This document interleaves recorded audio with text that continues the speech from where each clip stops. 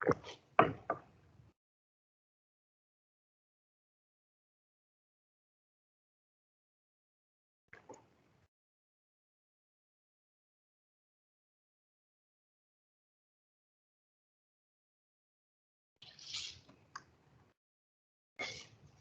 lagi, tolong kamera dinyalakan, kita akan segera mulai perkuliahan.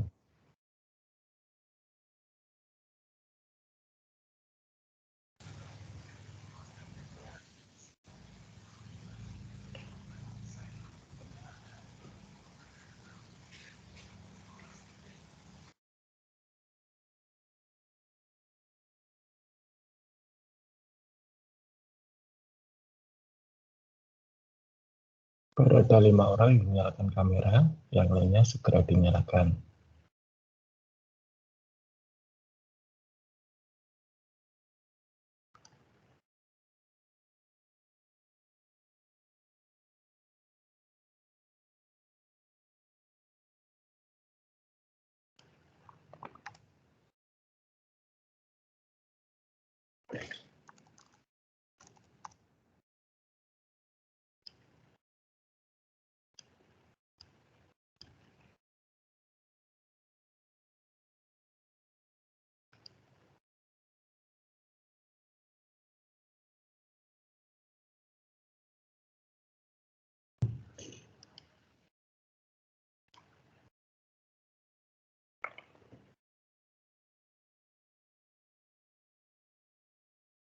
Saya masih menunggu yang lain untuk menyalakan kamera, baru ada 9 orang yang menyalakan.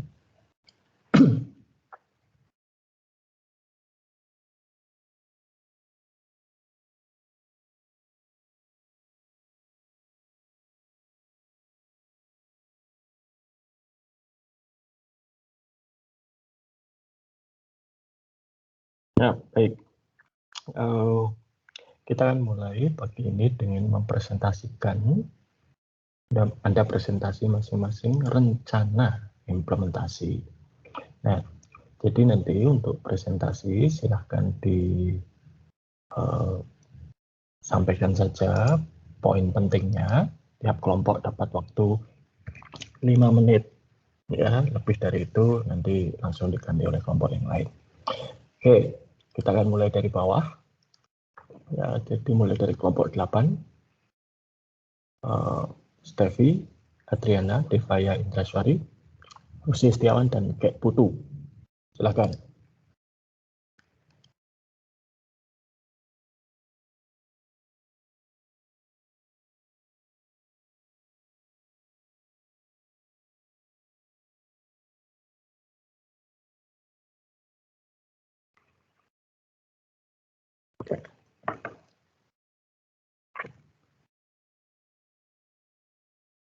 Kelompok 8.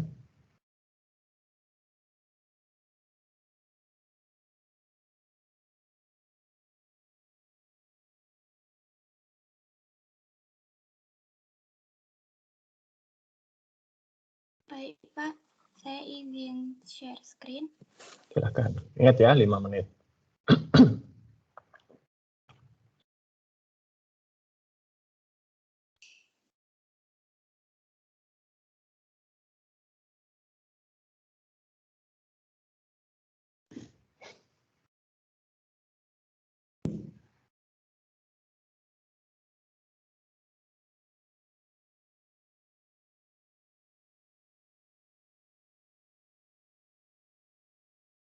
Apakah share screen-nya sudah terlihat? Sudah, tapi kurang besar.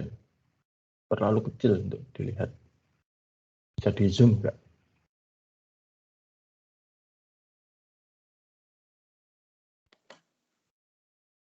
Oke, ya cukup. Silakan dijelaskan.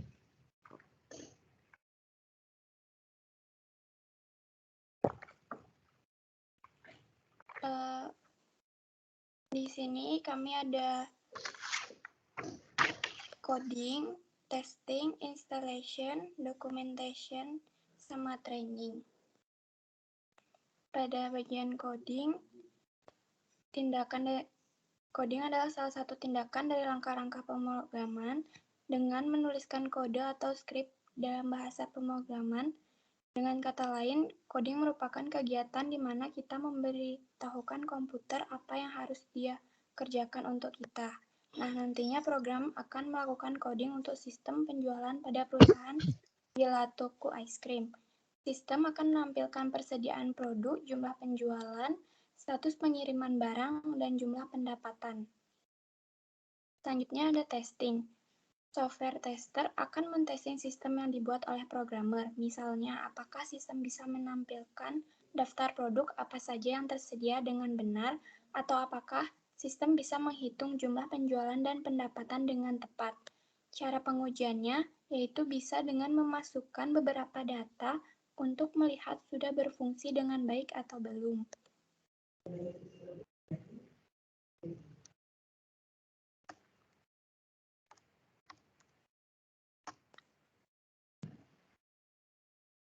Selanjutnya ada installation.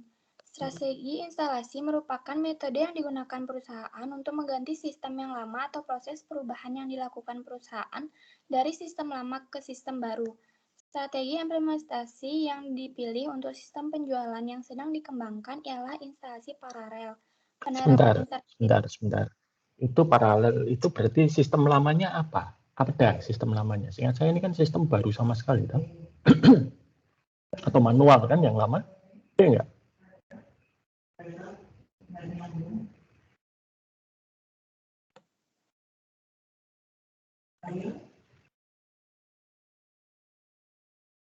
Gimana kelompok 8?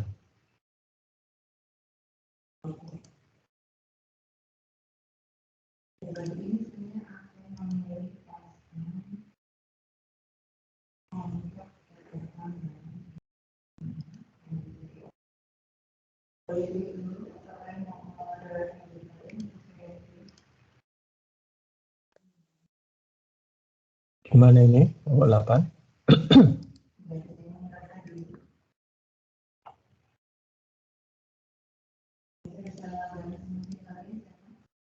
Rose Istiawan,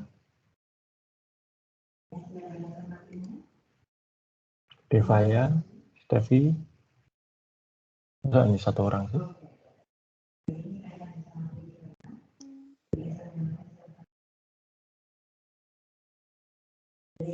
Gimana? Apakah paralel cocok? Karena yang lama kan tidak ada sistemnya atau manual, saya ingat saya. Koreksi saya kalau salah.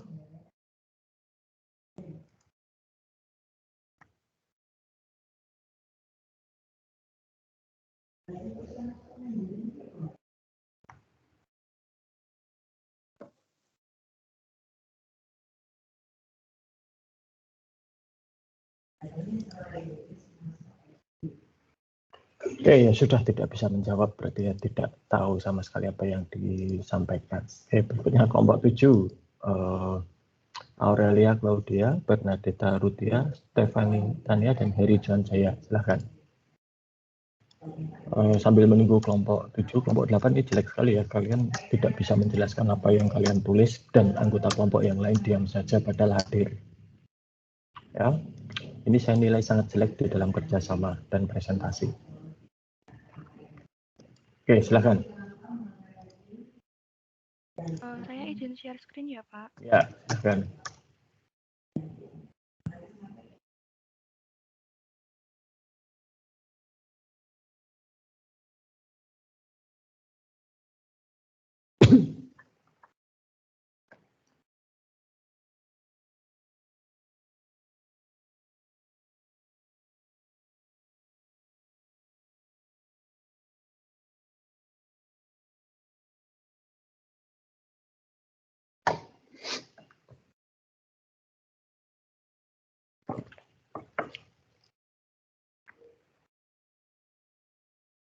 Pak, share-nya sudah terlihat, Pak.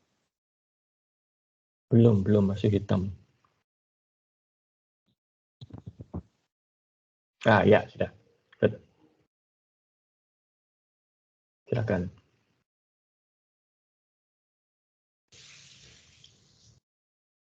Ya Pak, sebentar ya Pak, soalnya tempat saya masih hitam Pak. Ya kan kamu punya anunya toh, punya teksnya toh, tidak harus lihat. Oke, pertama Di sini Pak, kelompok kami mulai dari tahap coding. Di sini programmer akan melakukan coding untuk sistem pembelian di PT Kosmetik Jaya, lebih tepatnya ke pembelian persediaan. Di sini sistem harus dapat menampilkan produk-produk yang tersedia di gudang, kemudian melakukan pembelian ke supplier, kemudian melakukan perhitungan total pembelian ke tiap supplier itu berapa, kemudian menampilkan status pengiriman barangnya, menghitung total harga returnya berapa, menghitung dan menampilkan sisa utang ke supplier, dan menampilkan jumlah kas yang keluar akibat utang-utang tersebut. Kemudian nih sistem ini cukup terhubung dengan sistem persediaan di bagian gudang karena harus menampilkan produk yang tersedia di gudang. Kemudian lanjut ke tahap kedua, testing. Di sini software tester akan melakukan testing sistem yang telah dibuat oleh programmer sebelumnya dalam tahap coding. Di sini dimulai dengan unit testing,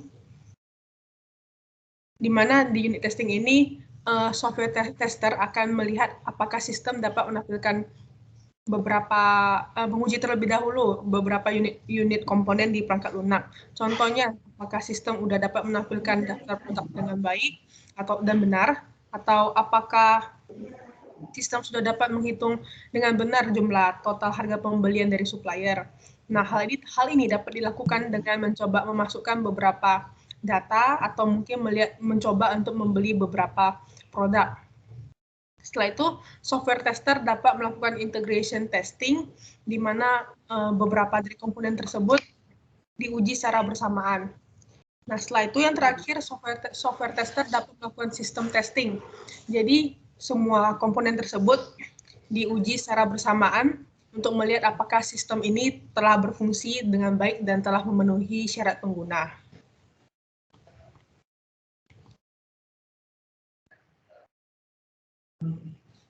Kemudian baik, selanjutnya installation.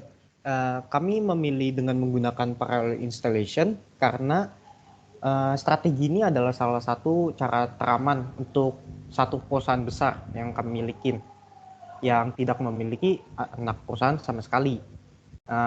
Sistem lama dan sistem baru akan kami jalankan secara bersamaan, dan itu akan dilakukan pengecekan setiap minggu pada masa waktu 3 bulan untuk mengecek apakah. Kenapa 3 bulan? Menurut kelompok kami, pengecekan 3 bulan itu kemungkinan sudah kayak mungkin ada trouble, mungkin masalah dalam 3 bulan. Menurut kami dalam jangka pendek. Kalau mungkin dalam jangka panjang bisa kami. Enggak. Maksudnya kenapa tidak 1 bulan, kenapa tidak 2 bulan, tapi kenapa 3 bulan? Apakah ada alasan tertentu? Karena ini sistemnya berjalannya barengan, kan pasti ada sistem lama dan sistem baru.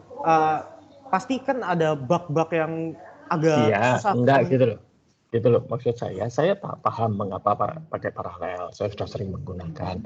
Masalahnya angka 3 bulan itu hitungannya dari mana? Ingat loh, ini kan paralel itu menjalankan 2 sistem yang bersamaan untuk memproses satu hal yang sama kan. Itu mahal gitu ya. Itu butuh biaya lebih.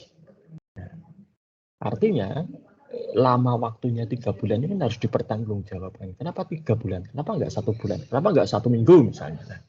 Apa alasannya?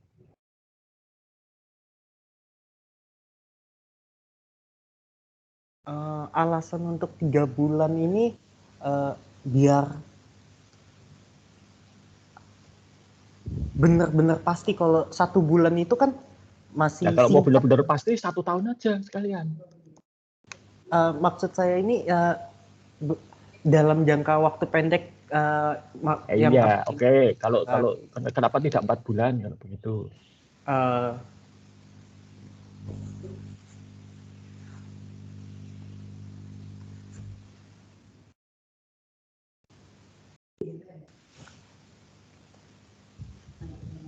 Oke, cukup, ini sudah 5 menit soalnya. Terima kasih Mbak Biji. Jadi waktu itu memang tidak ada patokan, mau 1 hari, 2 hari, 3 bulan, 1 tahun ya bisa. Ya, tetapi biasanya yang dilihat itu adalah 1 siklus lengkap. Ya, Kalau satu siklusnya tuh kira-kira untuk pengadaan barang itu 1 bulan, ya sudah 1 bulan, gitu kan. Dan biasanya itu dipilih siklus di mana yang kira-kira nanti bisa mewakili, gitu ya, mewakili aktivitas yang paling beragam, sehingga semua kondisi yang mungkin terjadi bisa diantisipasi. Dalam hal ini mungkin 3 bulan masuk akal, tapi mungkin juga 2 bulan bisa, atau 1 bulan pun cukup. Nah, ini sangat tergantung pada sifat bisnis dan prosesnya. Oke. Berikutnya kelompok 6, Juliarti Sekardian, Trisia Nevi, Sima Dekanaga, dan Mahesa Hastoko. Silakan. Apakah share screen saya bisa kelihatan, Pak? Sudah.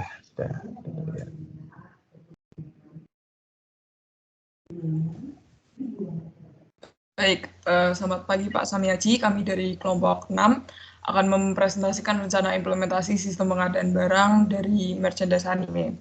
Di sini mungkin kami tidak akan menjelaskan semua, mengingat waktu yang diberikan hanya 5 menit. Di sini kami akan langsung menjelaskan ke bagian testing. Apakah boleh begitu, Pak? Ya, boleh saja, silakan. Baik, terima kasih. Jadi dalam melakukan uji coba sistem, kami akan melakukan pengujian terhadap sistem coding yang telah disatukan menjadi satu aplikasi sesuai dengan tujuannya. Yang ini kami serahkan kepada ahli coding atau profesional IT, dan setelah sistem yang kami inginkan jadi, kami akan melakukan testing sebagai user untuk menilai kenyamanan kami dalam menggunakan sistem tersebut, dan memberikan feedback hasil percobaan kepada ahli coding kami untuk perbaikan atau evaluasi sistem sebelum diluncurkan menjadi sistem yang dapat digunakan oleh kami. Hasil testing akan sesuai dengan data yang diperoleh selama percobaan aplikasi di lapangan. Kami mencatat dan merekod kelemahan dan tanggapan user terhadap aplikasi. Selanjutnya akan dilanjutkan oleh Nevi. Terima kasih. Selanjutnya adalah support. Ketika sistem yang dibuat telah selesai prosesnya dan dapat digunakan oleh kami sebagai user, akan dibutuhkan support atau pendukung untuk melaporkan apabila adanya kendala sistem yang kami temukan. Ketika kami menggunakan sistem tersebut, support sistem ini menyediakan kontak person seperti email, fax, dan nomor telepon untuk membantu para user jika masalah yang dihadapi sangat mendesak seperti sistem keras. Terima kasih. Baik, nah itu untuk supportnya itu berapa lama?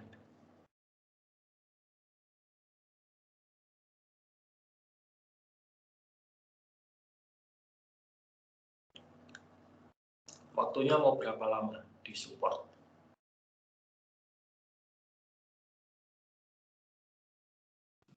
Maksudnya penyusunan itunya atau bagaimana, Pak? Ya support toh, selesai dulu dapat digunakan, dibutuhkan support. Nah supportnya itu berapa lama?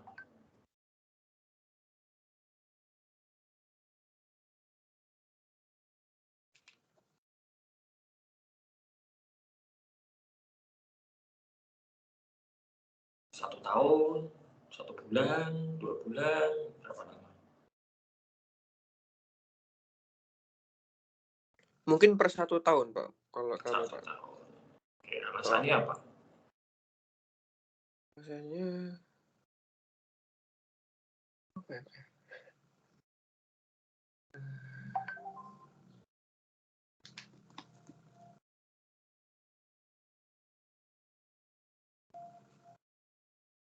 Kalau menurut kami 1 tahun itu waktu yang standar begitu, Pak. Jadi nggak ada patokan yang lain-lain, cuma standar waktunya saja begitu, Pak. Oke, jadi kalau support itu ya itu diperkirakan supaya nanti sistemnya itu bisa jalan dengan baik, user bisa mengatasi sendiri permasalahan-permasalahannya, ya. Nah, support itu butuh biaya. Maka kalau kalian memberikan support, terutama untuk klien, ya itu harus dihitung 1 tahun itu apa nanti biayanya apa istilahnya mencukupi, memadai. Ya, jadi kalau berlama-lama yang rugi kalian sebagai developer. Ya, oke, terima kasih kelompok. Nah, berikutnya kelompok 5, silakan.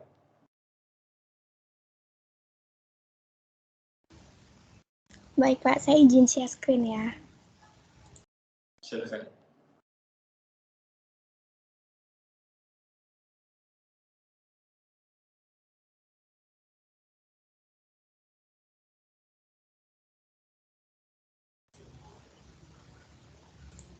Apakah sudah terlihat, Pak? Sudah. Oke, baik. Saya mulai ya, Pak. Baik, selamat pagi Pak Sameji dan teman-teman. Kami dari kelompok 5 akan mempresentasikan tugas rencana implementasi. Untuk rencana implementasi sistem informasi kelompok kami, yakni menjalankan software yang telah dirancang dan mendokumentasikannya dengan laporan.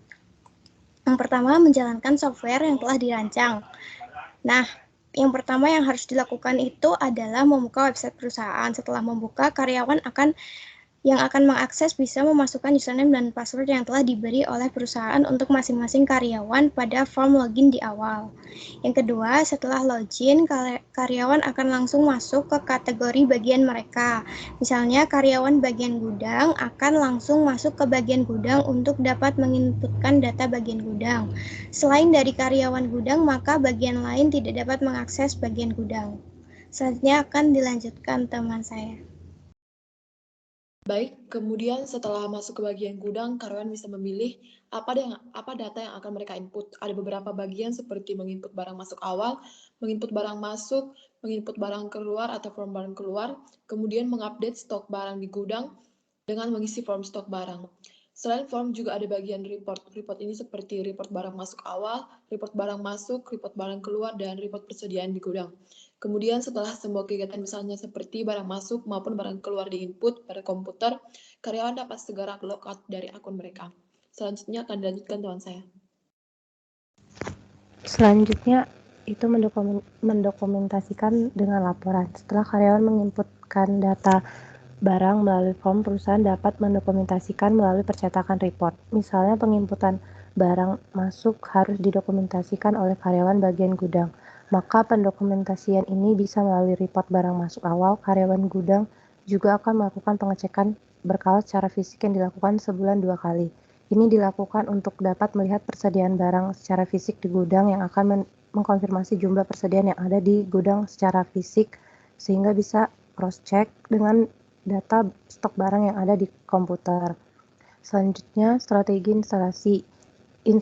Pertama, penerapan strategi test installation ini kami ingin sistem baru yang dirancang difokuskan untuk bagian persediaan karena memang tujuan awal dari sistem ini dirancang adalah untuk bagian persediaan. Namun tidak menutup kemungkinan cara kerja sistem ini akan dipakai juga untuk bagian-bagian lain di perusahaan. Memfokuskan instalasi sistem pada strategi ini yakni pada bagian persediaan akan lebih mengoptimalkan kinerja perusahaan karena instalasi yang dilakukan akan berfokus pada satu bagian dari perusahaan saja sehingga perusahaan dapat memastikan bahwa sistem yang diinstalasi sudah baik dan belum pada bagian yang diinstal. Ketika dirasa sudah baik dan dapat dijalankan, perusahaan bisa mulai memikirkan sistem lain yang mungkin kurang baik dan harus dikembangkan atau diganti. Selanjutnya akan dijelaskan oleh teman saya. Baik, selanjutnya perusahaan juga akan membuka kelas training untuk mengimplementasikan sistem ini. Sebelum sistem ini dijalankan, karyawan bagian gudang perlu diberikan arahan mengenai sistem yang akan dijalankan pada bagian persediaan, mulai dari login hingga logout. Perusahaan juga akan memberikan buku panduan untuk para karyawan gudang tentang tata cara menjalankan sistem, sehingga buku ini akan membantu karyawan ketika mereka lupa saat dijelaskan. Pada saat kelas akan dibuka, karyawan juga akan mencoba secara langsung menjalankan sistem tersebut dari mulai login, menginputkan barang, mencetak report hingga logout. Kemudian perusahaan juga akan membuat help untuk karyawan yang mungkin memiliki kebingungan atau problem saat menjalankan sistem tersebut. Selain itu, selama 3 bulan pertama, karyawan bagian gudang akan didampingi oleh teknisi IT dalam menjalankan sistem ini. Demikian presentasi dari kelompok kami. Terima kasih. Baik, ini satu strategi yang menarik ya, pakai face. Jadi memang meskipun ini persediaan, tetapi persediaan itu kan bisa diakses oleh bagian lain, pembelian, penjualan, maupun manajemen. Ya. Jadi kalau memang fokusnya itu pada persediaan dulu, ya tidak apa-apa. Ya, nanti bagian lain bisa mengakses nanti belakangan. Ini satu strategi yang bagus. Ini dulu sama seperti strategi penerapan sistem KRS berkomputer di fakultas kita. Itu dimulai dari internal. Dalam artian di bagian administrasi dulu untuk nilai dibereskan dulu, daftar mahasiswa didigitalkan dulu, ya setelah itu siap, baru kemudian penawaran kelasnya itu dibuat dengan menggunakan komputerisasi. Oke, baik, kelompok 5. Baik, berikutnya kelompok 4, silakan. Saya izin share screen ya, Pak. Ya, silakan.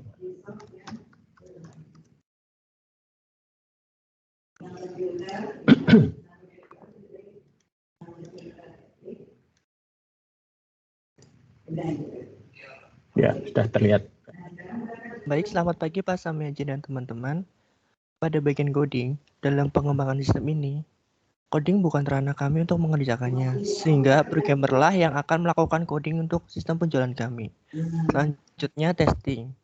Kami menggunakan pengujian alfa dan beta. Alasan kami memilih pengujian alfa dan beta merupakan pengujian sistem di mana pengujian alfa dan beta merupakan pengujian penerimaan yang paling lengkap dan dapat diaudit sistemnya oleh auditor internal organisasi atau anggota kelompok penjamin mutu dengan detail testing seperti yang ditampilkan di layar.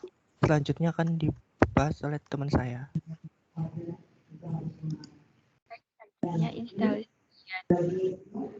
Dalam pengembangan sistem ini, kami menggunakan single location installation karena kami menilai lebih berhati dalam mengupgrade sistem daripada terus.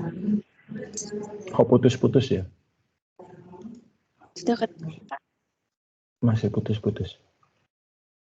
Yang lain bagaimana? Apakah mendengar dengan lancar atau hanya saya?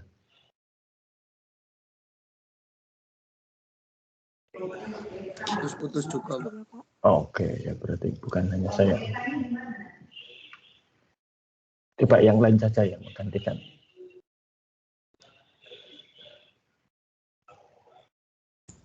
Baik, saya akan menggantikan teman saya. Untuk installation dalam pengembangan sistem ini kami menggunakan single location installation karena kami menilai instalasi ini lebih berhati-hati dalam mengupgrade sistem daripada mengubah semua organisasi sekaligus. Instalasi satu lokasi ini melibatkan perubahan dari sistem saat ini ke sistem baru hanya di satu tempat atau di serangkaian lokasi terpisah dari waktu ke waktu. Selanjutnya untuk documentation dalam pengembangan sistem ini kami menerapkan dokumentasi sistem dan dokumentasi pengguna. Dokumentasi yang kami lakukan berupa hasil laporan kami dari tugas pertama sampai dengan saat ini. Selanjutnya akan dilanjutkan oleh rekan saya. Oke, selanjutnya untuk training, di sini kami menggunakan strategi yang efektif untuk pelatihan pada sistem dengan melatih beberapa pengguna kunci terlebih dahulu, dan kemudian mengatur program pelatihan dan mekanisme dukungan yang melibatkan pengguna untuk memberi pelatihan lebih lanjut. Pelatihan yang paling efektif dengan menyesuaikan kepada kelompok pengguna tertentu, dan pelatihan utama dari kelompok tersebut berada dalam posisi terbaik untuk memberi pelatihan sistem informasi kepada rekan-rekan mereka. Metode yang kami gunakan di sini adalah dengan e-learning, di mana menyampaikannya dilakukan melalui online atau melalui internet perusahaan. Selanjutnya akan dijelaskan oleh teman saya. Selanjutnya ada support. Dalam pengembangan sistem ini kami menggunakan support atau dengan memberi dukungan melalui helpdesk. Helpdesk ini berfungsi menjadi tempat pertama yang dihubungi pengguna saat pengguna membutuhkan dukungan dengan sistem informasi penjualan kami. Anggota staf helpdesk akan membantu menangani pertanyaan pengguna seputar sistem informasi penjualan website kami, sehingga anggota staf yang menangani helpdesk harus pandai berkomunikasi dengan pengguna, mendengarkan masalah pengguna, dan cerdas mengkomunikasikan solusi pengguna. Presentasi dari kami, terima kasih. Baik, ini bagus ya. Jadi pertama jujur mengakui tadi bahwa coding bukan bagiannya, ya, jadi diserahkan pada programmer. Meskipun demikian, kalau memang itu diserahkan pada orang lain, ya itu tetap harus ada supervisi, gitu kan, harus ada rencana dan juga target-target yang harus ditemui. Kalau tidak nanti yang molor-molor terus. Kemudian juga trainingnya tadi sudah dijelaskan dengan cukup baik, ya, strateginya dan e-learning dan lain sebagainya, bagus. Ya. Oke, kelompok 4 ya, baik. Silakan sekarang kelompok 3, Fernando, Hinggi, Vincent, dan Clarissa.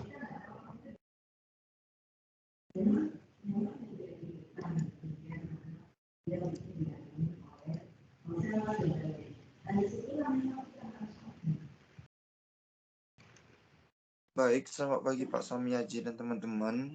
Kami dari kelompok 3 akan membacakan hasil diskusi kami. Yang pertama, rencana implementasi kami ada coding. Browser kami akan bekerja sama dengan programmer untuk melakukan coding sistem ini. Setelah dilakukan coding ini, sistem ini diharapkan mampu menampilkan jumlah persediaan gudang yang dihitung secara otomatis setelah terjadinya penjualan, pembelian, retro penjualan, baik retro pembelian. Sistem ini juga diharapkan mampu memberikan peringatan secara otomatis apabila barang sudah hampir habis.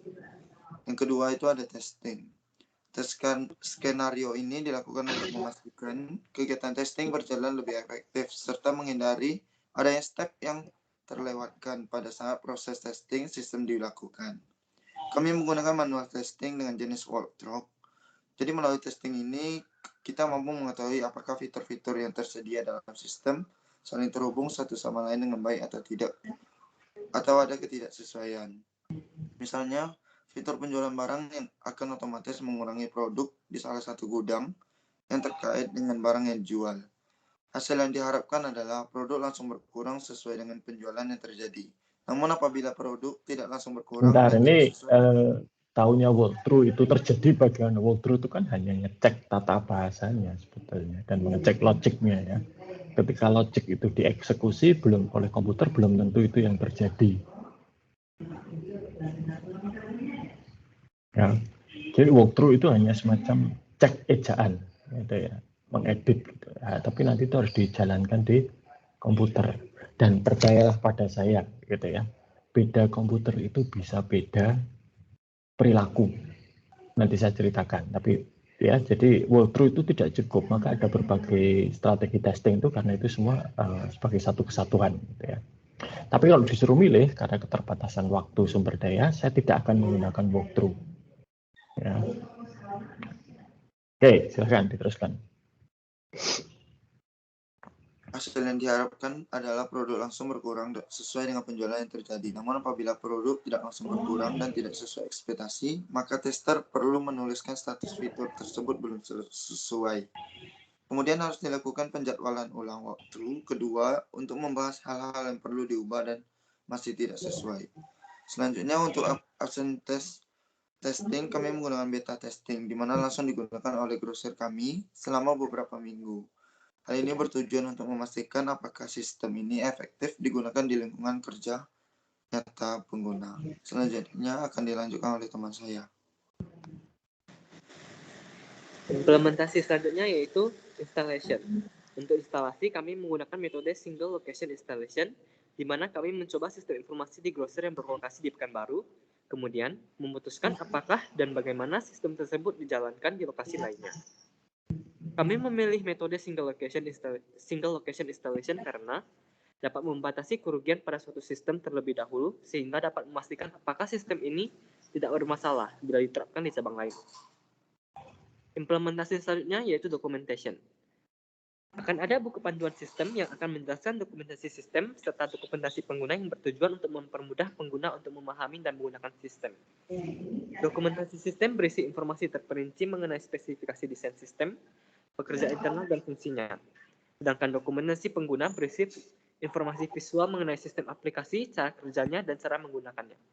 Selanjutnya akan dijelaskan oleh teman saya. Oke, kemudian ada training. Untuk tipe training yang kami gunakan adalah blended learning, di mana blended learning ini merupakan kombinasi dari e-learning dan pelatihan manual, sehingga nanti akan ada instruktur yang melatih serta terdapat video tutorial yang dapat diakses dari jarak jauh. Contoh training topik untuk e-learning misalnya yaitu cara untuk menginput produk baru. Kemudian support. Untuk support kami memilih untuk menggunakan automating support karena automating support selalu tersedia dan harganya lebih terjangkau. Automating support juga dapat memberitahukan informasi terbaru mengenai update, bug, tips untuk penggunaan sistem yang lebih efektif. Dan presentasi dari kelompok kami. Terima kasih. Baik, jadi saya tidak begitu yakin automating support itu dimaksud bagaimana. Tetapi biasanya support itu, ya bisa dikatakan sih ya, pengalaman saya di support itu 95% keluhan atau komplain atau permintaan support itu sesuatu yang mudah sekali dilakukan, bahkan oleh user sendiri. Misalnya saya pernah menjumpai user itu ngeprint kok tidak keluar, gitu ya. Printernya nggak mau ngeprint, ternyata kabel printernya belum ditancapkan. ada user yang mengatakan ini mouse saya nggak bisa dipakai, gitu kan. Setelah saya lihat ternyata baterainya habis, seperti itu ya. Jadi ada yang ya kalau mungkin kalau seperti itu diotomatiskan bisa, atau yang kalau bagi pelanggan IndiHome yang terkenal ya modemnya di restart gitu kan ya. Tapi ada masalah-masalah yang tidak bisa diselesaikan secara otomatis, ya itu membutuhkan diagnostik ya, dan juga nanti problem solving yang berbeda karena masalahnya mungkin cukup krusial ya. Nah, saya mau cerita tadi tentang walkthrough. Kenapa saya tidak suka walkthrough gitu ya? Bukannya tidak suka, sorry. Kalau bisa itu jangan hanya walkthrough. Ini pengalaman saya di photographer.net. Jadi ketika di photographer.net itu tanggal 1 Februari 2012 itu harus deploy, harus diluncurkan. Jadi per 29 Februari itu kami sudah siap ya, dan sampai 29 Februari itu hasil testing pada software yang kami buat di development ya, di servernya developer itu berjalan dengan mulus dan lancar. Ya. Jadi di tes walkthrough ya lolos, di tes apapun lolos pada waktu itu. User acceptance oke, gitu ya. Tapi begitu itu di deploy nggak mau jalan, macet. Ya, kenapa? Ada satu file ya yang berbeda. Saya namanya CURL. Jadi di development itu CURL-nya menggunakan versi yang lebih baru daripada yang di production atau yang live system. Itu beda versi, dia nggak mau jalan. Ya, jadi itu masalah memang. Gitu ya. Jadi poin saya, walkthrough itu tidak cukup. Ya, kalau disuruh memilih, saya pilih integration testing daripada walkthrough. Tapi ya idealnya semua dijalankan. Baik, terima kasih kelompok 3. Kelompok 2, sekarang Hendrik, Leonard, Adelwin Giovanni, Domenico, dan Hivan. Silahkan.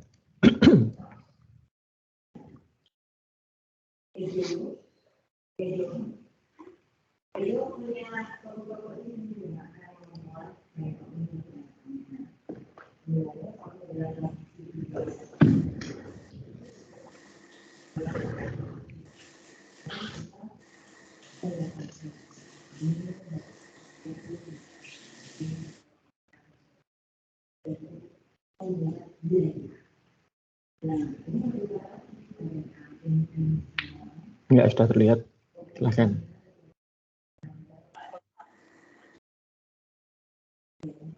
Selamat pagi Pak Samiaji dan teman-teman sekalian. Kami dari kelompok 2 akan membahas mengenai implementasi sistem persediaan. Oke, saya akan membahas mengenai implementasi untuk sistem persediaan yang sedang dikembangkan. Pertama-tama, strategi yang kami lakukan adalah menggunakan pemasangan paralel. Pemasangan ini menjalankan sistem yang lama dan sistem yang baru secara bersamaan sampai manajemen memutuskan bahwa sistem baru sudah layak dan dapat digunakan secara efektif dan sistem lama akan tidak digunakan lagi.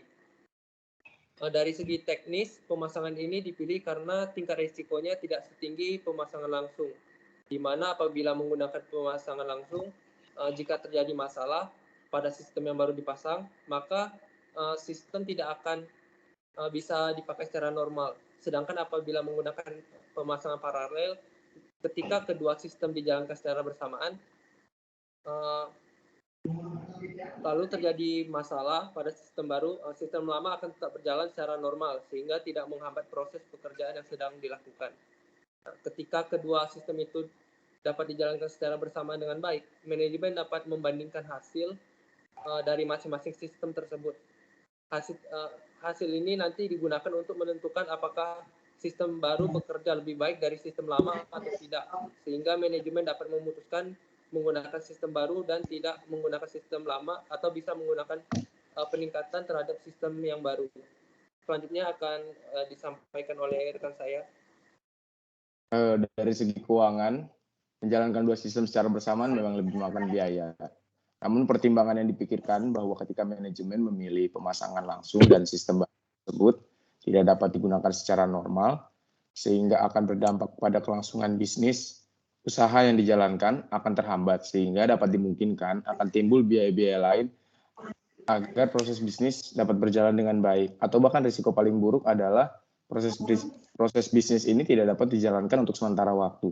Dengan memilih strategi pemasangan paralel, ketika terjadi masalah pada sistem baru yang dipasang, sistem lama dapat terus berjalan sehingga proses bisnis dapat dijalankan secara normal, sehingga tidak menghambat bisnis yang sedang dijalankan.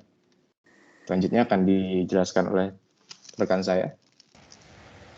Untuk yang selanjutnya itu dari segi pengguna sistem, apabila sistem dijalankan secara bersamaan dengan sistem baru dijalankan bersama dengan sistem lama, pengguna dapat membandingkan perbedaan apa saja yang dapat ditemukan antara kedua sistem tersebut. Pengguna juga diberi buku panduan atau guideline. Sebentar. Ini ya bisa dilihat perbedaannya gitu ya. Tetapi kalau sekarang si pengguna itu harus melakukan 2 kali input data untuk satu proses yang sama, lalu bagaimana? Itu berarti menambah pekerjaan tuh. Itu sebagai konsekuensinya, Pak. Jadi lebih Iya, memakan waktu. Betul konsekuensi. Tapi nanti kan ya pekerjaannya jadi 2 kali lebih lama.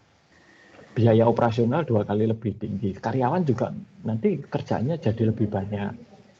Mereka bisa protes dong kalau gajinya sama. Ada insentif nggak misalnya kayak gitu. Bisa terjadi seperti itu. Nah, jadi sekali lagi paralel ini tuh pisau bermata dua.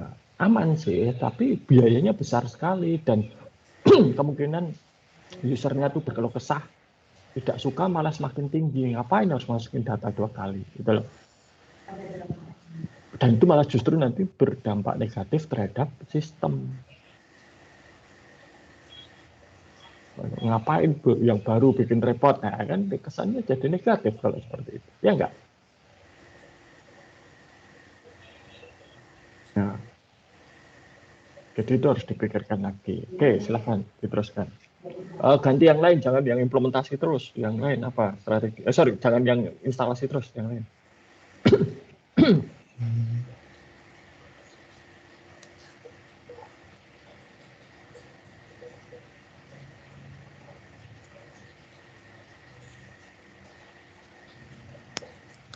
Selanjutnya itu ada melakukan dokumentasi. Dokumentasi ini dibagi ke dalam 2 tipe dokumentasi sistem yang menjelaskan informasi detail mengenai spesifik dari desain sistem, cara kerja, dan fungsi. Dan terdapat dokumentasi user yang berguna untuk memberikan informasi visual tentang sistem aplikasi, cara kerjanya, dan cara menggunakan untuk penggunanya tersebut. Setelah sistem ini dijalankan, ada fasilitas support yang diberikan. Hal ini diperlukan apabila terdapat masalah setelah sistem ini dijalankan oleh penggunanya. Begitu, Pak. Oke, baik. Jadi tadi ya, paralel itu perlu pertimbangan yang cukup matang karena biayanya besar. Belum lagi kalau nanti usernya harus lembur-lembur untuk mengerjakan 2 kali lipat gitu kan, harus ada lemburnya segala macam. Oke, terima kasih kelompok 2 ya. Berikutnya kelompok 1, silahkan.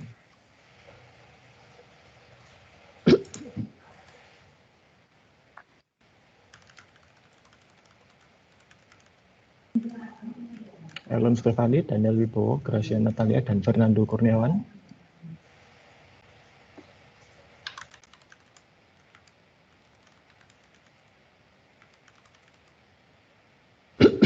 Baik.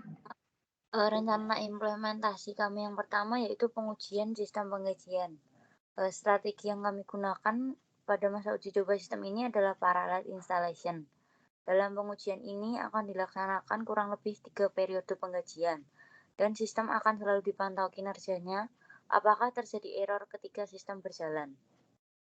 Pada tahap ini juga melibatkan administrator, dan user untuk turut menilai uji coba sistem ini, karena nantinya mereka yang akan menggunakan sistem ini dalam jangka waktu yang lama. Yang kedua yaitu meninjau sistem dengan kebutuhan. Pada tahap ini, administrator dan user turut mengambil bagian dan diharapkan memberikan keterangan atas pengalaman selama menggunakan sistem. Apakah sistem sudah memberikan kebutuhan yang diperlukan terkait dengan tujuan awal sistem ini dibuat? Hasil dari tinjauan ini dapat berupa pengoperasian yang masih sulit, adanya kekurangan dalam menampilkan informasi, dan yang lainnya. Selanjutnya akan dijelaskan teman saya. Lalu yang ketiga ada tahap mendokumentasikan sistem. Di tahap ini kami membuat dokumentasi berupa daftar apa saja fungsi sistem yang berjalan dengan baik dari sistem yang telah diuji coba dan fungsi apa saja yang dirasa kurang dari sistem yang diuji coba. Dan beserta dengan inputan dari administrator dan user pada tahap meninjau sistem dengan kebutuhan konsumen. Tahap ini penting dikarenakan menjadi acuan di tahap selanjutnya yaitu finishing system yang bertujuan menyempurnakan sistem agar dapat dipakai sepenuhnya dengan baik dan sesuai dengan kebutuhan. Lalu yang keempat, finishing system. Tahap ini merupakan tahap final dari rencana implementasi sistem, di mana tahap ini sistem akan diperbaiki dan disempurnakan dasar dari hasil tahap sebelumnya. Dokumentasi yang ada akan menjadi dasar dari jalannya tahap terakhir ini, seperti mengoreksi pengoperasian sistem yang dinilai masih sulit, menambahkan fungsi untuk menampilkan informasi yang sebelum tidak ada, lalu yang terakhir menyempurnakan desain sistem. Selanjutnya akan dijelaskan teman saya. Lalu strategi implementasinya yang akan kami gunakan adalah parallel installation. Strategi ini merupakan strategi implementasi yang menjalankan sistem informasi yang lama dan sistem informasi yang baru secara bersamaan. Hingga pada saatnya nanti, sistem informasi yang lama akan digantikan dengan sistem informasi yang baru. Kami memilih sistem ini karena dirasa merupakan strategi yang paling aman dibandingkan dengan strategi yang lain. Misalnya, bila dibandingkan dengan direct installation, di mana sistem informasi yang lama akan langsung dilepas dan digantikan dengan sistem informasi yang baru.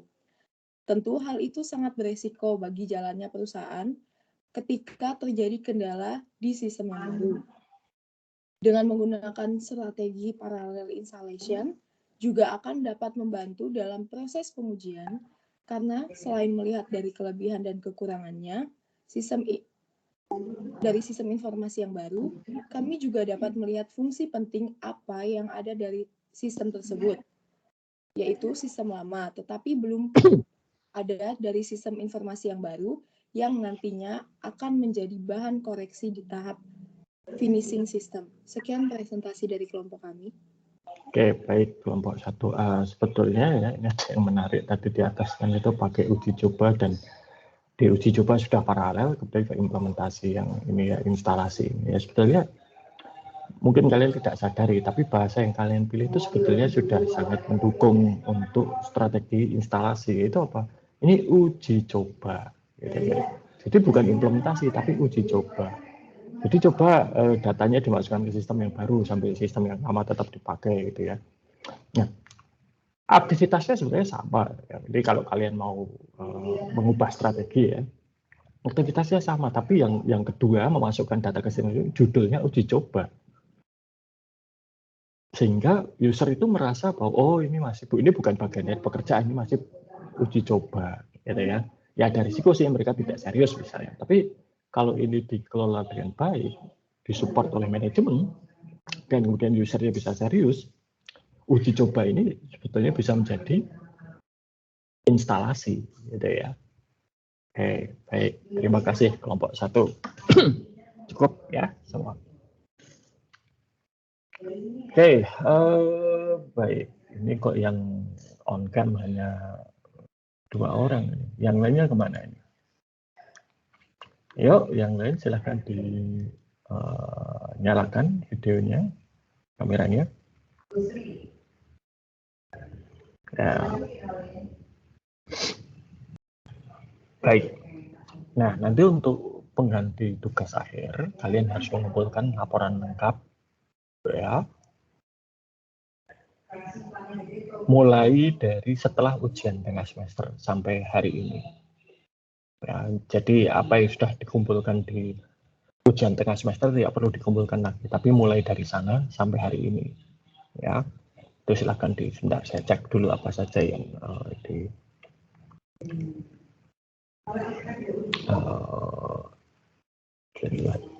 berarti nanti basis data, ya, form report dan dialog, ya, rencana implementasi, gitu ya. Nanti silahkan dikumpulkan semua, tentunya juga dengan penjelasan, ya. Dan yang tidak kalah penting itu adalah manual penggunaan sistemnya. Tidak usah manual untuk pemeliharaan, cukup manual penggunaan sistemnya saja. Ya, ini yang belum kita bahas. Ya, tapi beberapa di antara Anda di dalam implementasi tadi sudah, kalau mungkin tidak semua ya, itu sudah menyebutkan akan ada dokumentasi untuk pengguna. Nah, itu yang harus disiapkan juga. Nah, jadi semua laporan yang ya toh selama ini sudah Anda kerjakan, tinggal direvisi, kemudian ditambahi dengan manual penggunaan sistem. Itu nanti dikumpulkan untuk pengganti ujian akhir, ya. Nanti ujian akhirnya saya belum terima jadwalnya. Ya. Saya nggak tahu dengan perkembangan terakhir bahwa kita tidak boleh libur itu, lalu jadi apakah ujian akhirnya berubah atau tidak, saya tidak tahu. Ya. Tapi nanti itu akan diumumkan kemudian. Jadi dari sekarang sudah disiapkan. Oke. Ya. Baik. Ada pertanyaan mengenai ujian akhir?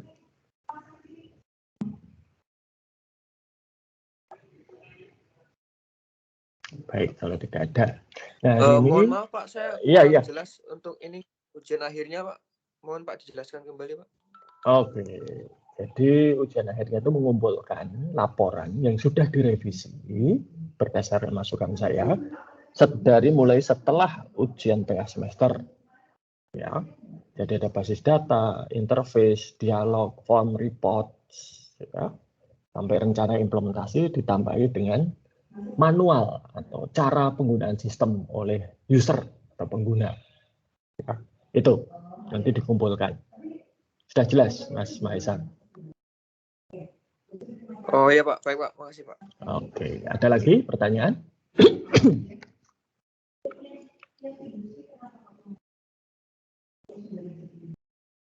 Oke, materi kita terakhir untuk semester ini, ya, itu adalah maintenance. Oke, apakah sudah bisa dilihat ini slide-nya? Bisa Pak. Baik. Sudah. Ya, baik. Oke, jadi perawatan sistem informasi. Kalau dilihat dari sudut pandang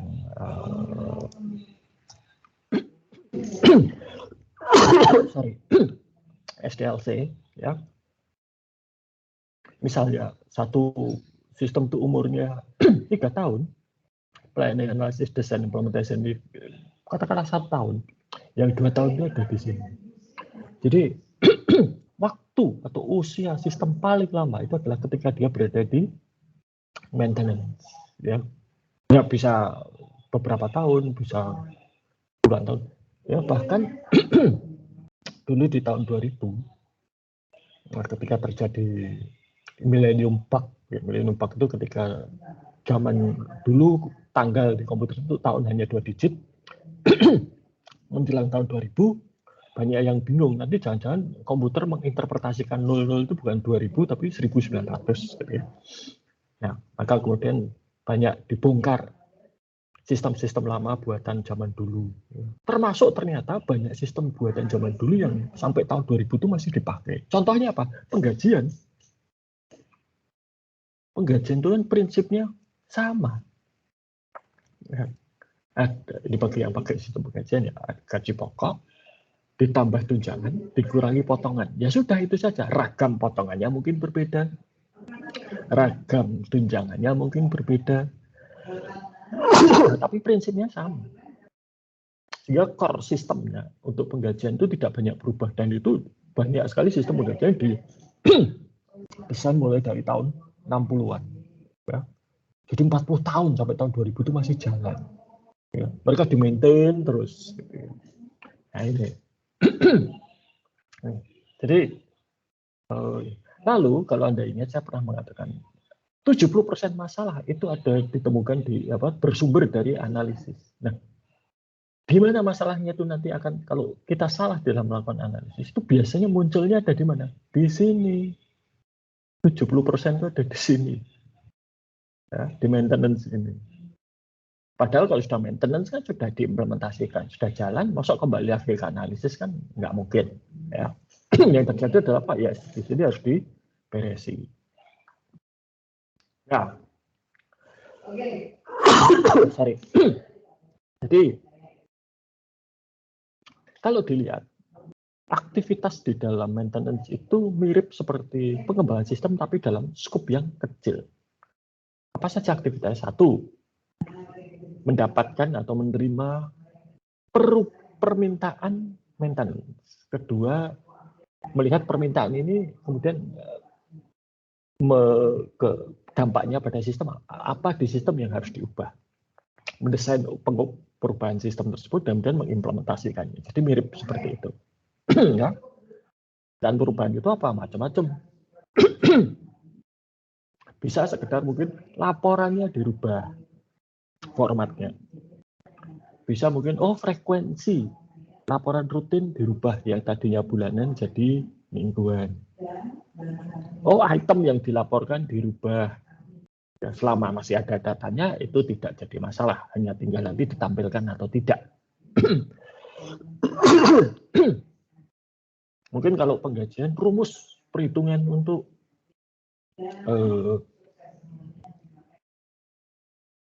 tunjangan berbeda, ya sudah rumusnya diimplementasi. Atau sekarang tarif dan perhitungan pajak penghasilan karyawan berbeda, maka itu diimplementasikan. Artinya tidak perlu mengubah sistem penggajian, ya cukup di bagian perhitungan pajak penghasilan saja yang diubah. Ya. Oke. Apa hasilnya? Hasilnya adalah versi baru dari sistem tersebut. Ya. Nah, versioning ini juga macam-macam. Ya, kalau Anda lihat versi itu kan ada 1.0, 2.0, gitu kan, 3. Nah, yang di depan titik itu menandakan sistem yang baru sama sekali. Nah, yang di belakang 0 itu menunjukkan adanya perubahan karena maintenance. Ya. Dari Windows 10 ke Windows 11 itu banyak perubahan yang terjadi. Meskipun kalau bagian dari sudah mencoba Windows 11 mungkin tahu bahwa Windows 10 dan Windows 11 itu kok kelihatannya tidak banyak bedanya, gitu kan. Tapi saya sudah menjalankan Windows 11 ini dari Oktober ya. Sampai sekarang sudah 2 bulan, terasa bahwa Windows 11 itu lebih stabil dan lebih ringan, gitu ya. Kinerjanya lebih bagus, itu terasa. Jadi perubahan besar itu terjadi. Oke. Tapi kalau nanti Windows 11 terjadi maintenance sebelum Windows 12 muncul ya, itu yang maintenance request, gitu ya. Nah, tipe-tipe maintenance itu apa saja? Bisa menambah fungsionalitas atau meningkatkan kinerja. Mungkin tadinya untuk menampilkan satu laporan butuh 5 query. Sekarang sudah ditemukan, ternyata 5 query terlalu panjang. Kita bisa menghasilkan laporan itu dengan 3 query saja.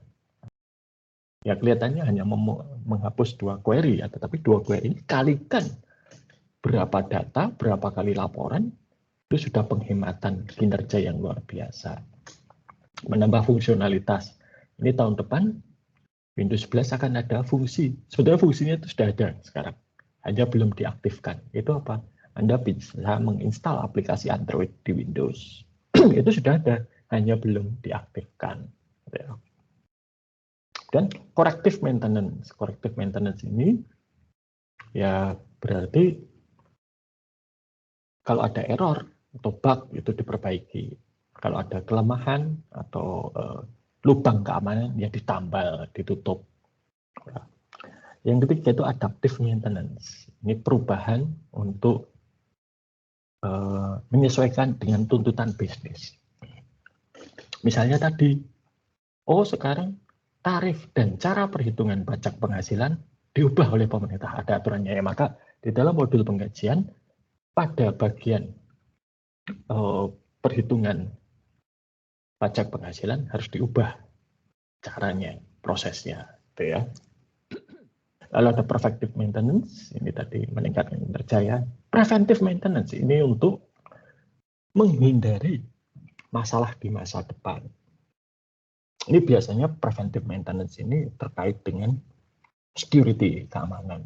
Misalnya diketahui kalau kita pakai Microsoft Windows, gitu ya, diketahui bahwa di Microsoft Windows ini ada celah atau lubang keamanan, dan Microsoft sudah tahu, Microsoft sudah mengeluarkan tambalannya, maka itu harus diinstal supaya meskipun pada saat ini kita tidak menghadapi masalah itu, tapi di masa depan kalau tidak diinstal, keamanan sistem bisa menjadi terkompromi istilahnya itu, jadi berbahaya kalau tidak diinstal. Nah, kebanyakan ya, preventif, dan adaptif ini menambah nilai. Kalau korektif ini tidak. Itu Anda bisa lihat proporsinya ini sekitar 70% korektif. Ya, ini asalnya dari mana? Permasalahan korektif dari analisa yang tidak benar. Ini ya, dan Anda melihat korektif itu memperbaiki kesalahan orang lain. Analisa yang buat kesalahan, kita yang harus memperbaiki. Ya, 70% itu ada di sini. Sumbernya dari sana. Ya, dari analisis yang tidak benar. Tidak menambah nilai apapun. Karena seharusnya dari awal sudah benar. Tapi menjadi tidak benar. Ya. Nah, biaya untuk sebuah sistem baru itu nanti 60-80% itu adanya di maintenance sebetulnya. Maka kita harus mencari atau mengembang. Kalau misalnya membeli, ya beli sistem yang maintenance-nya terjangkau, masuk akal. Beli atau mengembangkan sistem yang maintenance-nya rendah. Bagaimana caranya? Ya, sistem yang di-deliver atau sistem yang dibuat itu harus berkualitas baik. 70% masalah tadi, analisisnya harus benar. Supaya apa? Itu menghilangkan 70% masalah. Sehingga masalah yang ada tinggal 30%. Ya, itu. Oke. Nah, seberapa mudah satu sistem itu dipelihara atau dirawat itu disebut sebagai maintainability. Seberapa mudah software itu dapat dipahami, dikoreksi, diadaptasi maupun ditingkatkan kemampuannya. Nah, ini maka gunanya dokumentasi itu di sini. Makanya kalau Anda merancang, saya minta dokumentasi itu menjelaskan ini logikanya bagaimana. Penggajian misalnya, logikanya bagaimana. Penjualan e-commerce, logikanya bagaimana. Nah, ini supaya yang nanti, karena yang kena maintenance itu bukan Anda, si pembuat sistem, tapi orang lain. Maka orang lain harus memahami itu. Ya. Nah, apa saja faktor-faktor yang mempengaruhi maintainability ini? Satu, cacat yang tidak kelihatan atau laten. Ya. Ini setelah diinstal ternyata ada error. Ya. Ini meningkatkan korektif. Jumlah konsumen. Ya. Semakin banyak jumlah konsumen atau penggunanya, semakin tinggi maintenance-nya. Otomatis ya, sistem yang digunakan 1.000 orang dengan sistem yang digunakan 1 juta orang itu membutuhkan hardware yang berbeda, membutuhkan koneksi data yang berbeda, membutuhkan teknik-teknik programming yang berbeda. Kualitas dokumentasi, ya, semakin buruk kualitasnya, semakin susah maintenance-nya. Karena harus nebak-nebak ini dulu, kenapa kok bisa seperti ini. Ya. Lalu, maintenance itu ya butuh SDM yang berkualitas, alatnya maupun juga program yang terstruktur. Gitu ya. Oke. Jadi, semakin bagus, Anda bisa lihat di sini, ya, semakin bagus kualitas dokumentasinya, semakin mudah maintenance itu dilakukan. Jadi kalau ini jelek, ini bisa dilihat 400 gitu ya. Kalau yang semakin di sini saja, average saja, itu sudah ini datanya seperti itu. Nah, secara tradisional, dan ini kalau Anda ingat dulu di SIA pemisahan tugas dan wewenang lingkungan sistem informasi akuntansi berbasis komputer, yang menjalankan sistem itu yang maintenance, dengan yang membuat atau developer dan pengguna itu harus dipisah. Ya. Ini. Nah, tapi mungkin sekali sekarang tetap dipisah, tetapi bukan berarti lalu benar-benar terpisah, ya, tidak terintegrasi, ya, tidak saling bicara, ya. Terpisah itu dalam struktur, tetapi dalam fungsi koordinasinya harus kuat, harus bagus, ya. Oke, sekarang saya tunjukkan dulu. Nah, di dalam lingkungan sistem informasi berbasis komputer saat ini, ya, yang modern itu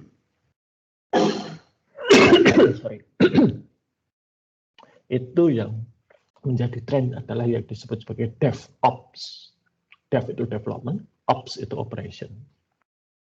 Jadi bagian pengembangan sistem dan bagian operasional sistem itu berkoordinasi, ya, sehingga mereka membuat bentuknya menjadi seperti ini. Ini yang disebut sebagai CI/CD, Continuous Implementation, Continuous Deployment. Ya. Jadi Anda lihat ini perencanaan, ya, ini analisis dan desain, coding, jadi, ya, build, lalu ini dites, dan kalau sudah dites rilis. Ya, kalau sudah rilis kan dari developer diserahkan kepada operation. Oleh operation ini dideploy, disebarkan, dioperasikan, dimonitor.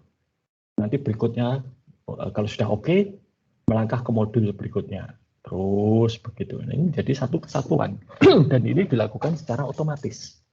Ya. Jadi begitu satu software selesai, dibuat, dibuild, lalu diuji coba, ya. Nanti ini ketika menguji coba, yang codingnya akan mengerjakan modul berikutnya. Begitu seterusnya. Ya, rilis, deploy. Nah, kalau ini terjadi masalah di testing, kembalikan ke sini dulu, perbaiki dulu, kembali ke sini. Kalau sudah tidak ada masalah, deploy, dioperasional dan monitoring. Begitu seterusnya. Ya, jadi itu bukan kegiatan-kegiatan yang tidak berhubungan. Itu tren yang sekarang. Ya. Continuous implementation, continuous deployment. Ini sebaiknya entah itu secara struktur atau secara fungsi dipisah, tetapi koordinasinya harus kuat. Maka akan ada development manager atau development director, ada operation director untuk bidang IT ini. Ya. Nah, sekarang KPI-nya apa? Bagaimana maintenance ini bisa dilihat kinerjanya. Ya. Nah, ini ada beberapa metode. Yang satu itu berapa banyak jumlah failure yang terjadi. Khususnya failure yang tidak ada hubungannya dengan desain. Ya. Berapa kali crash softwarenya. Ya. Lalu waktu antar failure. Jumlah failure ini atau jumlah kegagalan ini semakin sedikit semakin bagus. Waktu antar kegagalan ini semakin lama semakin bagus. Lalu tipe-tipe failure-nya apa? Ya, apakah dari cacat desain atau karena operasional? Ya, kalau dari cacat desain itu berarti urusannya developer. Tapi kalau dari operasional, ya, misalnya ini di operasional IT yang bagus itu kalau ada perangkat yang bermasalah itu biasanya yang cara terbaik adalah diganti dengan yang baru. Misalnya harddisk rusak atau bermasalah sudah langsung ganti yang baru. Tapi mungkin karena mepet waktunya, ya, carikan harddisk yang dari komputer lain yang tidak dipakai. Nah, itu bermasalah. Kenapa? Kan harddisknya kualitasnya mungkin sudah tidak bagus sehingga nanti ini hanya sebentar lalu fail lagi. Atau ini terjadi, ya, supaya murah, gitu ya, supaya tidak banyak biaya, cari yang murah tadi. Harddisk kalau untuk komputer kita, komputer rumahan itu berbeda dengan harddisk untuk server misalnya. Jadi supaya murah, karena harddisk server itu harganya untuk kapasitas yang sama bisa 3 kali lipat dari harddisk biasa, tapi daya tahannya jauh. Ya. Harddisk biasa itu kalau dipakai terus-menerus seperti di server, ini pernah saya gunakan dulu. Ya. Satu harddisk itu saya pakai, harddisk komputer biasa, saya pakai di komputer yang digunakan untuk server ya. Itu komputer biasa saya pasang di situ harddisk ya, untuk server. 6 bulan saja sudah jebol, dan benar-benar jebol. Jadi chipnya, kalau Anda lihat harddisk itu kan di dalamnya ada chip-chipnya. Nah chipnya itu terbakar. Benar-benar terbakar. Kenapa? Dia tidak mampu menahan beban kerja yang begitu tinggi dan hidup terus 24 jam sehari.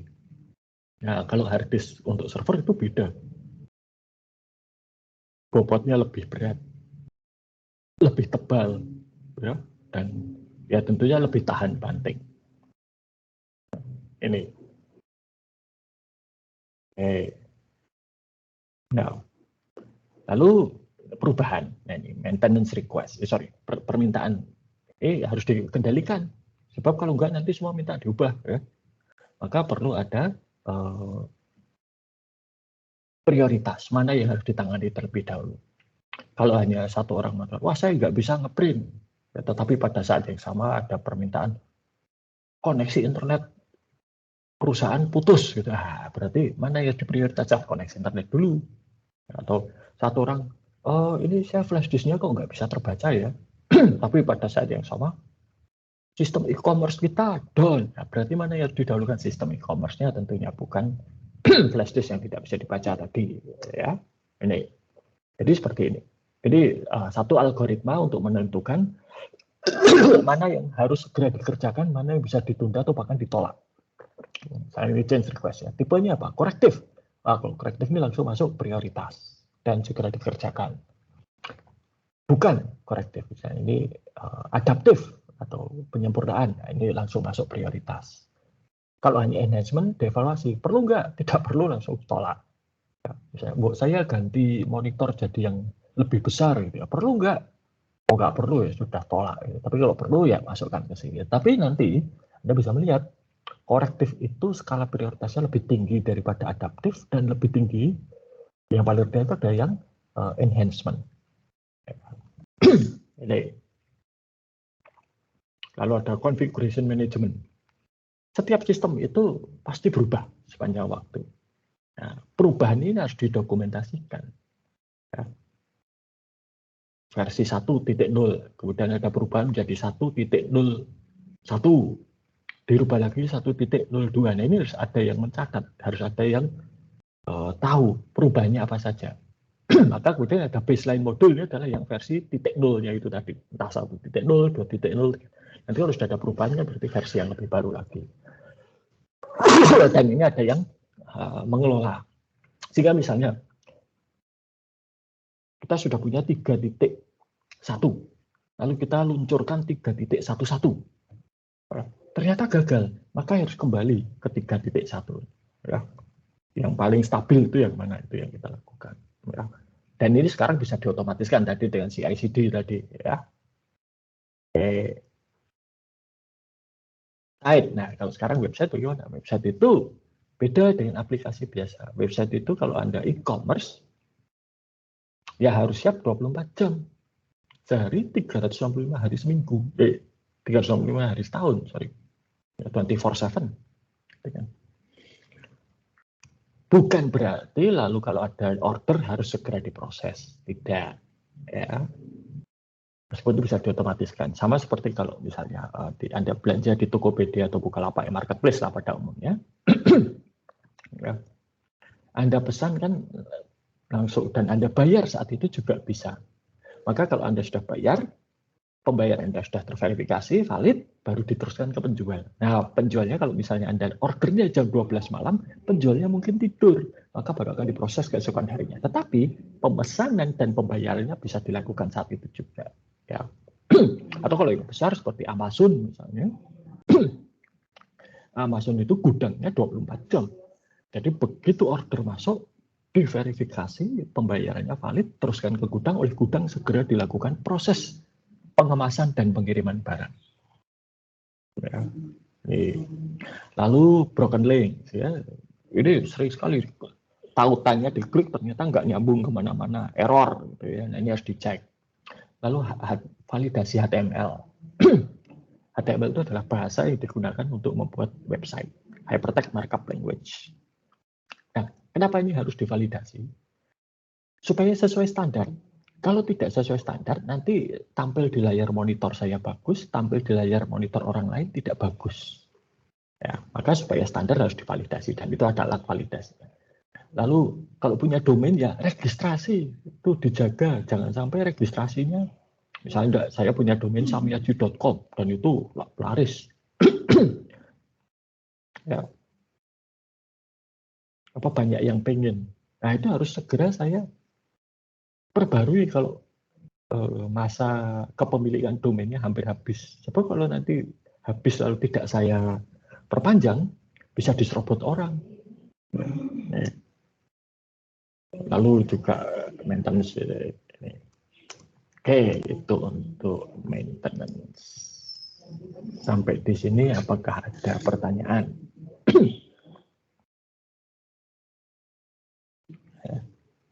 Oke, nah sebetulnya apa yang oke, kalau sudah ada pertanyaannya. Jadi mengapa Anda diberi mata kuliah ini? Karena di masa depan ya Anda itu harus bisa, meskipun orang akuntansi ya, harus akrab dengan teknologi.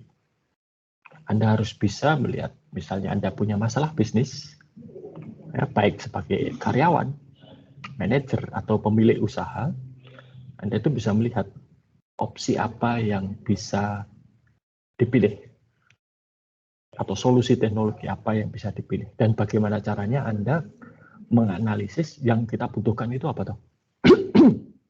Ya, ingat bisnis ya, cost harus lebih kecil daripada benefit.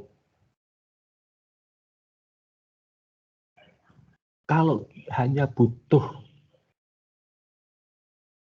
perangkat untuk point of sale, kasir, tablet dan thermal printer atau bahkan smartphone saja dan thermal printer sudah cukup.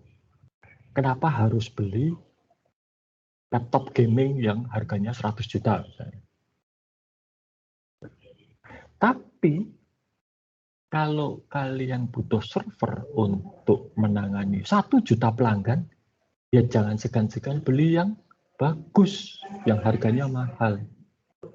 Investasi IT itu mahal kalau tidak digunakan sesuai peruntukan dan optimal.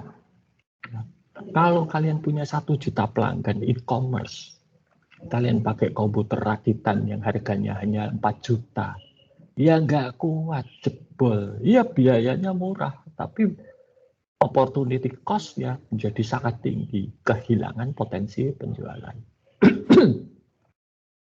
Dan trennya sekarang itu lebih banyak membeli daripada membuat. Ya. Jadi kalau butuh satu sistem, coba lihat di pasaran. Apakah kebutuhan kalian itu generik atau tidak? Banyak orang lain yang butuh atau tidak? Kalau iya jawabannya, berarti di pasaran pasti ada yang sudah membuat. Entah itu di Play Store, App Store, entah itu di toko software, entah itu buatan dalam negeri atau luar negeri, pasti ada yang membuat. Ya sudah, beli saja. Karena harganya akan lebih murah, baik jangka pendek maupun jangka panjang. Nah, lain kalau misalnya Anda seperti Google atau Microsoft, yang mereka itu membuat sistem yang tadinya tidak ada. Coba layanan seperti Microsoft Teams ini. Tadinya kan nggak ada. Gitu? Nggak ada yang seperti Microsoft Teams. Microsoft Teams ini menggabungkan situs kuliah dengan apa? Skype. Ya. Teleconferencing. Tadinya belum ada. Zoom itu hanya bisa teleconferencing, tapi apa? Zoom itu bisa digunakan untuk kuliah, dalam artian tugas dan lain sebagainya, penilaian, kuis, nggak bisa. Nah, maka kalau untuk seperti Microsoft Teams, Microsoft harus membuat sendiri. Google dengan Android. Ya. Android itu bahkan Google tidak membuat ya. Google itu membeli. Dulu Android itu dibuat oleh perusahaannya, namanya Android. Didirikan oleh siapa? Andy Rubin. Dan Google tertarik itu dibeli. Dan sekarang Google lah yang mengembangkan Android. Apakah ada yang jual Android di luar Google? Nggak ada. Maka Google harus mengembangkan Android tersebut. Itu. Ya.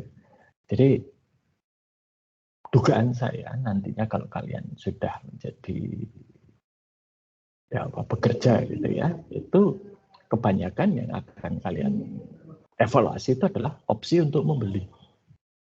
Ya, kebanyakan. Saya yakin lebih dari 90% itu opsinya membeli. Nah, tinggal nanti beli yang mana. Ya. Nah, itu tugas Anda nanti. Oke. Ada pertanyaan?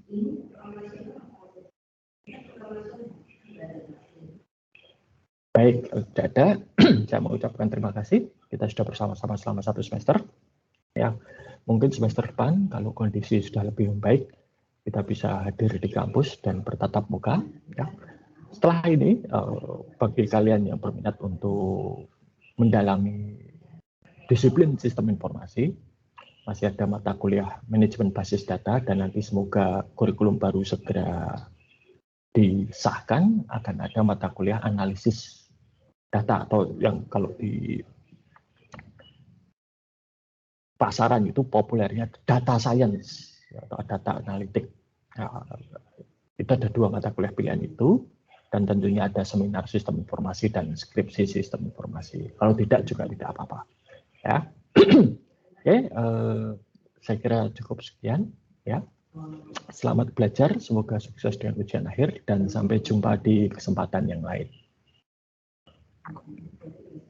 Terima kasih, Pak.